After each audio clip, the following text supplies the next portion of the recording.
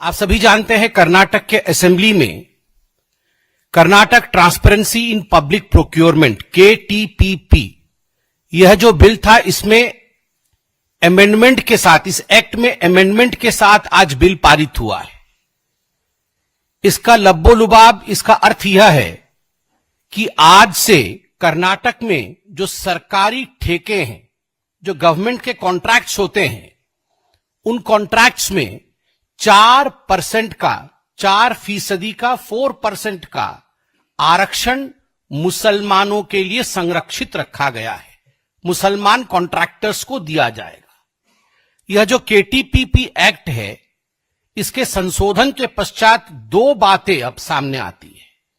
पहला विषय है कि जो सिविल कॉन्ट्रैक्ट्स है, राज्य भर में सिविल कॉन्ट्रैक्ट्स 2 करोड़ तक के सिविल कॉन्ट्रैक्ट्स के लिए 4% मुसलमान कॉन्ट्रैक्टर्स को आरक्षण दिया जाएगा और गुड्स एंड सर्विसेज कॉन्ट्रैक्ट्स जो है, उसके लिए 1 करोड़ तक के किसी भी कॉन्ट्रैक्ट में 4% मुसलमान आरक्षण लागू होगा।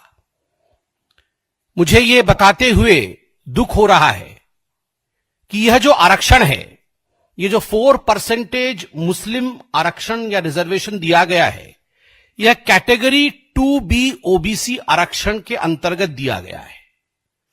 जो पिछड़ा वर्ग होता है, OBC होता है, उस OBC कैटेगरी 2B में से 4% दिया गया है। इसका अर्थ है कि OBC बंधुओं के अधिकार को मार करके, उसमें सेंधमारी करके जो OBC को मिलना चाहिए उसे काट करके कर्नाटक की सिद्धरमैया सरकार ने राहुल गांधी जी के कहने पर मुसलमानों को दिया है। This is an infringement into the rights of the OBCs of the country. देश के जो पिछड़े वर्ग के हमारे बंधु हैं, OBC वर्ग है, उनके अधिकारों में सेंधमारी हुई है। तो कहीं ना कहीं देश में ST, SC और OBC वर्ग के तमाम लोगों को इसमें एकजुट होकर कर्नाटक सरकार के और राहुल गांधी के इस फैसले के खिलाफ एकजुटता दिखानी चाहिए।